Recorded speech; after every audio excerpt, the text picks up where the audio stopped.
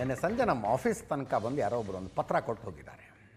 News ಅವರ್ನಲ್ಲಿ ರಾಜಕೀಯ ಸುದ್ದಿಗಳನ್ನೇ ಜಾಸ್ತಿ ಹೇಳ್ತೀರಿ, ಸುದ್ದಿ ಅಂದರೆ ರಾಜಕೀಯ ಸುದ್ದಿ ಅನ್ನೋ ಹಂಗೆ ಆಗಿಬಿಟ್ಟಿದೆ, ನಮಗೆ ಬೇರೆ ಸುದ್ದಿಗಳನ್ನೂ ತಿಳ್ಕೋಬೇಕು ಅಂತ ಆಸಕ್ತಿ ಅಂತ ಪತ್ರ ಕೊಟ್ಟು ಹೋಗಿದ್ದಾರೆ. ನಿಮ್ಮ ಅಭಿಪ್ರಾಯವನ್ನು ನಾನು ತುಂಬ ಹೃದಯದಿಂದ ಗೌರವಿಸ್ತೀನಿ. ಬಟ್ ರಾಜಕಾರಣ ಅನ್ನೋದು ಇಂಟ್ರೆಸ್ಟಿಂಗ್ ಸಿನಿಮಾ ಥರ ಹೋಗ್ತಾ ಇದ್ದೀರಿ. ಇದು ಸಾಧ್ಯ ಆದಷ್ಟು ಸಂಕ್ಷಿಪ್ತವಾಗಿ ಹೇಳಿ, ಬೇರೆ ಸುದ್ದಿಗಳಿಗೆ ಡೆಫಿನೆಟ್ಲಿ ಹೋಗ್ತೀನಿ, ಬೇರೆ ಸುದ್ದಿಗಳಿಗೆ ಹೋಗೋಣ. ಸಾಧ್ಯ ಆದಷ್ಟು ಸಂಕ್ಷಿಪ್ತವಾಗಿ ಹೇಳಿ. 3 ಜನರ ಫೋಟೋಗಳನ್ನು ನಮ್ಮ ಸ್ಕ್ರೀನ್ ಮೇಲೆ ನೋಡ್ತಾ ಇದ್ದೀರಿ. ಈ ಫೋಟೋಗಳ ಪೈಕಿ ಮಮತಾ ಬ್ಯಾನರ್ಜಿಯವರು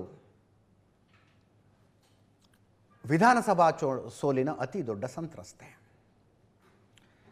ಅವರು ಸ್ವತಃ ಭವಾನಿಪುರದಲ್ಲಿ MLA ಎಲೆಕ್ಷನ್ ಸೋತರು. MLA ಎಲೆಕ್ಷನ್ ಸೋತ ನಂತರ ಪಕ್ಷನೇ ಇಲ್ಲ ನನ್ನ ಕೈಯಲ್ಲಿ ಅನ್ನೋ ಹಂಗಾಗ್ಬಿಟ್ಟಿದೆ. 3 ದಿನಗಳಲ್ಲಿ 3 ಜನ ರಾಜ್ಯಸಭಾ ಸದಸ್ಯರು ರಾಜೀನಾಮೆ ಕೊಟ್ಟರು. ಮೊದಲು 52 ಶಾಸಕರ ಬಂಡಾಯ ಎದ್ದಿದ್ದಾರೆ ಅಂತಿತ್ತು. ನಿನ್ನೆ ಬಂಡಾಯ ಎದ್ದವರ ನೇತೃತ್ವ ವಹಿಸಿರುವ ವ್ಯಕ್ತಿ ಬಂದು ಹೇಳ್ತಾರೆ ನಮ್ಮ ಜೊತೆಗೆ 64 MLAಗಳಿದ್ದಾರೆ ಅಂತ. 20 MPಗಳು ಹೋಗಿ ಲೋಕಸಭೆ ಸ್ಪೀಕರ್ಗೆ ಲೆಟರ್ ಕೊಟ್ಟಿದ್ದಾರೆ, ನಮ್ಮದು ಪ್ರತ್ಯೇಕ ಗುಂಪು, ನಾವಿನ ಮೇಲೆ NDA ಬೆಂಬಲಿಸ್ತೀವಿ ಅಂತ. ಒಬ್ಬರ ನಂತರ ಒಬ್ಬರಂತೆ ಈಗ ರಾಜ್ಯಸಭಾ ಸದಸ್ಯರುಗಳ ರಾಜೀನಾಮೆ, ಮತ್ತೊಂದು ರಾಜೀನಾಮೆಯನ್ನು ಸಲ್ಲಿಕೆಯನ್ನು ನೋಡ್ತಾ ಇದ್ದೀರಿ. ರಾಜ್ಯಸಭೆಯ ಸ್ಪೀಕರ್ ಆಗಿ ಉಪರಾಷ್ಟ್ರಪತಿಗಳಿರ್ತಾರೆ. ಉಪರಾಷ್ಟ್ರಪತಿಗಳಿಗೆ ಪ್ರಕಾಶ್ ಚಿಕ್ ಬರಾಯಿಕ್ ಅನ್ನುವ ಮತ್ತೊಬ್ಬ ರಾಜ್ಯಸಭಾ ಸದಸ್ಯರ ರಾಜೀನಾಮೆ. ಸುಖೇಂದು ಶೇಖರ್ ರಾಯ್ ಮೊದಲು ಕೊಟ್ಟರು, ಆನಂತರ ಸುಷ್ಮಿತಾ ದೇವ್ ಕೊಟ್ಟರು. ನಿನ್ನೆ ರಾಜೀನಾಮೆನ ಇವತ್ತು ಪ್ರಕಾಶ್ ಬರಾಯಿಕ್ ಕೊಟ್ಟಿದ್ದಾರೆ. ಬೆಂಕಿ ಹತ್ತಿರೋ ಹಡಗಿನಿಂದ ಸಮುದ್ರಕ್ಕೆ ಜಿಗಿತಾರೆ ನೋಡಿ ಪ್ರಾಣ ಉಳಿಸ್ಕೊಳ್ಳೋದಕ್ಕೆ, ಹಂಗೆ ಜಿಗಿದಂಗೆ ಅನ್ನಿಸ್ತಾ ಇದೆ. ಇವರು 3 ರಾಜ್ಯಸಭಾ ಸದಸ್ಯರ ರಾಜೀನಾಮೆ ಕೊಟ್ಟರು.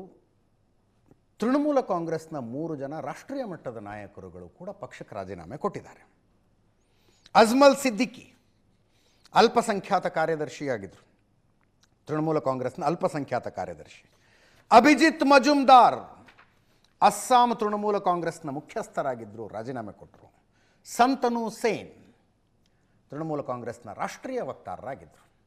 TV ಡಿಬೇಟ್ಗಳಲ್ಲಿ ತೃಣಮೂಲ ಕಾಂಗ್ರೆಸ್ಸನ್ನು ಪ್ರತಿನಿಧಿಸ್ತಾ ಇದ್ದಂಥವರು ಪಕ್ಷಕ್ಕೆ ರಾಜೀನಾಮೆ ಕೊಟ್ಟಿದ್ದಾರೆ.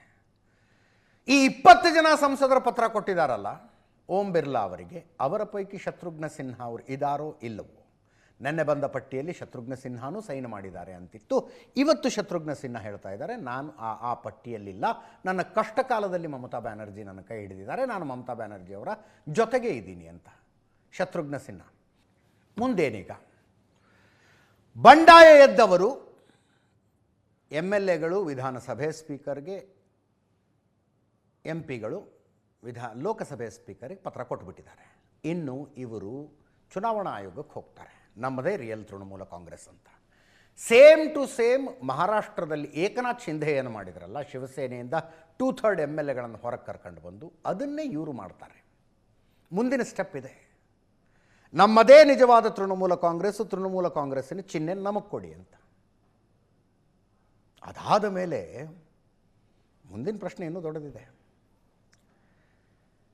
ಈ ಕೇಂದ್ರ ಸರ್ಕಾರದವರು ಎಲೆಕ್ಷನ್ ಬಾಂಡ್ ಅಂತ ಒಂದು ತಂದಿದ್ರಲ್ಲ, ರಾಜಕೀಯ ಪಕ್ಷಗಳು ಚುನಾವಣಾ ಖರ್ಚಿಗೆ ದುಡ್ಡು ಸಂಗ್ರಹಿಸೋದಕ್ಕೊಂದು ವ್ಯವಸ್ಥೆ ಮಾಡಿದ್ರಲ್ಲ, ಎಲೆಕ್ಷನ್ ಬಾಂಡ್. ಅದರ ಪ್ರಶ್ನೆ ಸುಪ್ರೀಂ ಕೋರ್ಟ್ಗೆ ಹೋದಾಗ ಸುಪ್ರೀಂ ಕೋರ್ಟ್ ತಾರಾಮಾರ ಬೈದು ಅದನ್ನು ಕ್ಯಾನ್ಸಲ್ ಮಾಡ್ತಲ್ಲ. ಬೈದು ಕ್ಯಾನ್ಸಲ್ ಮಾಡೋ ತನಕ ರಾಜಕೀಯ ಪಕ್ಷಗಳ ದುಡ್ಡು ತಗೊಂಡ್ಬಿಟ್ಟಿದ್ದಾವೆ. ಅದನ್ನು ಖಂಡತುಂಡವಾಗಿ ವಿರೋಧಿಸಿದ ಕಾಂಗ್ರೆಸ್ನವರು ತಗೊಂಡಿದ್ದಾರೆ, ತೃಣಮೂಲ ಕಾಂಗ್ರೆಸ್ನವರು ತಗೊಂಡಿದ್ದಾರೆ. ಅತಿ ಹೆಚ್ಚು ಬಂದದ್ದು BJPಗೆ, ಸೆಕೆಂಡ್ ಹೈಯೆಸ್ಟ್ ಬಂದಿದ್ದು ಕಾಂಗ್ರೆಸ್ಸಿಗೆ, ಥರ್ಡ್ ಹೈಯೆಸ್ಟ್ ಬಂದಿದ್ದು ತೃಣಮೂಲ ಕಾಂಗ್ರೆಸ್ಸಿಗೆ. ಎಷ್ಟು? ಒಂದು ಅಂದಾಜಿನ ಪ್ರಕಾರ 1,600 ಕೋಟಿ ರೂಪಾಯಿ.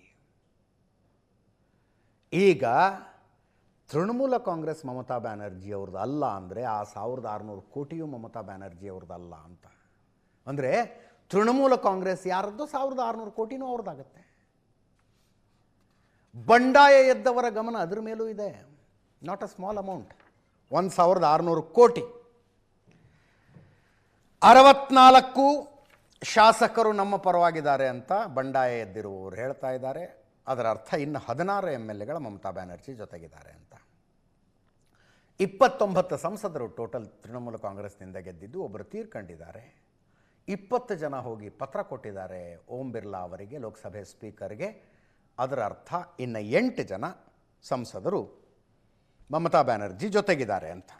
ನೋಡಿ, ಇದೆಲ್ಲದರ ನಡುವೆ ಪೀಕ್ ಆಫ್ ಮಿಸ್ಮ್ಯಾನೇಜ್ಮೆಂಟ್ ಅಂತ ಯಾಕೆ ಇದನ್ನು ಕರಿಬಹುದು ಅಂದರೆ, ಇಂಥ ದುಸ್ಥಿತಿಯಲ್ಲಿ, ದುರ್ಭರ ಸ್ಥಿತಿಯಲ್ಲಿ ಮಮತಾ ಬ್ಯಾನರ್ಜಿ ಅವರ ಜೊತೆಗೆ ಗಟ್ಟಿಯಾಗಿ ನಿಂತ್ಕೊಂಡು ವಾದ ಮಾಡ್ತಿದ್ದವರು Kalyan Banerjee. Is designated senior counsel ಅವರು ಇವತ್ತು ಕ್ಯಾಮರಾ ಮುಂದೆ ಬಂದು ಹೇಳ್ತಾ ಇದ್ದಾರೆ, ಮಮತಾ ಬ್ಯಾನರ್ಜಿ ನಾನು ಬೇಕು, ಅಭಿಷೇಕ್ ಬ್ಯಾನರ್ಜಿ ಬೇಕು, ಆರಿಸಿಕೊಳ್ಳಬೇಕು ಅಂತಿದ್ದಾರೆ. ಕಾರಣ ಇಷ್ಟೇ, ತೃಣಮೂಲ ಕಾಂಗ್ರೆಸ್ನ ಅಷ್ಟೂ ಕೇಸ್ಗಳನ್ನು ಇವರು ನಡೆಸ್ತಾ ಇದ್ರು. ಇವತ್ತು ಬೆಳಗ್ಗೆ ಒಂದು ಕೇಸ್ ಇತ್ತು, ಬೆಳತನಕ ಓದಿ ರೆಡಿಯಾಗಿದ್ದಾರೆ ಅವರು ಕೇಸ್ ವಾದ ಮಾಡೋದಕ್ಕೆ. ಫೋನ್ ಬಂತಂತ ಇವ್ರಿಗೆ ಏಕಾಏಕಿ, ನೀವು ಬರಬೇಡಿ, ನಾವು ಬೇರೆಯವ್ರಿಗೆ ಕೇಸ್ ಕೊಟ್ಟಿದ್ದೀವಿ ಅಂತ. ಏನ್ರಿ ಇದು ಹಿಂಗೆ ಅಂತ ಕೇಳ್ತಿದ್ದಾರೆ ಕಲ್ಯಾಣ ಬ್ಯಾನರ್ಜಿ. ಅದೇನೋ ಅಂತಾರಲ್ಲ, ಕೇಡಗಾಲದಲ್ಲಿ ಏನೋ ಮರಿ ಹಾಕಿತ್ತಂತೆ, ಹಾಗಾಗಿದೆ. ಕಷ್ಟಪಟ್ಟು ಕಟ್ಟಿದ ಪಕ್ಷ ಕಣ್ಣು ಮುಂದೆನೇ ಬಿದ್ದು ಹೋಗ್ತಾ ಇದ್ದರೆ ಮಮತಾ ಬ್ಯಾನರ್ಜಿ ಏನು ಮಾಡ್ತಿದ್ದಾರೆ ಅಂತಲೇ ಅರ್ಥ ಆಗ್ತಿಲ್ಲ. ಪಕ್ಷ ಉಳಿಸ್ಕೊಳ್ಳೋದಕ್ಕೆ ಈ ತಾಯಿ ಏನು ಪ್ರಯತ್ನ ಮಾಡ್ತಿದ್ದಾರೆ ಗೊತ್ತೇ ಆಗ್ತಿಲ್ಲ. ಇವ್ರ ಜಾಗದಲ್ಲಿ ಬೇರೆ ಯಾರು ಆಗಿದ್ದರೆ ಸಿಟ್ಟಿಗೆದ್ದು ಕುಳಿತವರ ಮನೆ ತನಕ ಹೋಗಿ ಆಗಿದ್ದಾಗೋಯ್ತು, ಅಭಿಷೇಕನ ಮೇಲೆ ನಿಮಗೆ ಇಷ್ಟು ಸಿಟ್ಟು ಅಂತ ಗೊತ್ತಾಗಲಿಲ್ಲ ನನಗೆ, ಬನ್ನಿ ನಿಮ್ಮಿಂದಾಗಿ ಪಕ್ಷ ಆಗಿದೆ, ಇವನೇನು ಅಭಿಷೇಕ ನೆನ್ನೆ ಮೊನ್ನೆ ಬಂದವನು, ಅವನನ್ನು ಪಕ್ಷದಿಂದ ಕಿತ್ತಾಕ್ತೀನಿ, ಅಥವಾ ಅವನು ನಿನ್ನ ಕೆಲಸ ನೀನು ನೋಡ್ಕೊಂಡಿರು ಅಂತ ಹೇಳ್ತೀನಿ, ಮನವೊಲಿಸಿ ಮಾತಾಡಿ ಏನಾರು ಒಂದು ಮಾಡಬಹುದಾಗಿತ್ತು. ಮಮತಾ ಬ್ಯಾನರ್ಜಿ ಅದು ಯಾವುದನ್ನು ಮಾಡ್ತಿಲ್ಲ. ಕಲ್ಯಾಣ ಬ್ಯಾನರ್ಜಿನೇ ತಿರುಗಿ ಬಿದ್ದುಬಿಟ್ರು. ನೋಡಿ, ಈ ಬಂಡಾಯ ಎದ್ದವರು ಯಾರೂ ಮಮತಾ ಬ್ಯಾನರ್ಜಿಯ ವಿರುದ್ಧ ಒಂದು ಶಬ್ದ ಮಾತಾಡಿಲ್ಲ. ಒಂದು ಶಬ್ದ ದೀದಿ ಅಂತಲೇ ಮಾತಾಡ್ತಾರೆ ಅವರು. ಸಿಟ್ಟಿರೋದು ಯಾರ ಮೇಲೆ? ಮಮತಾ ಬ್ಯಾನರ್ಜಿ ಅಳಿಯನ ಮೇಲೆ, ತಮ್ಮನ ಮಗನ ಮೇಲೆ. ಕುಟುಂಬದ ವ್ಯಾಮೋಹ ಅನ್ನೋದು ಇಷ್ಟರ ಮಟ್ಟಿಗೆ ಹೋಗೋದಕ್ಕೆ ಸಾಧ್ಯ ಏನ್ರಿ?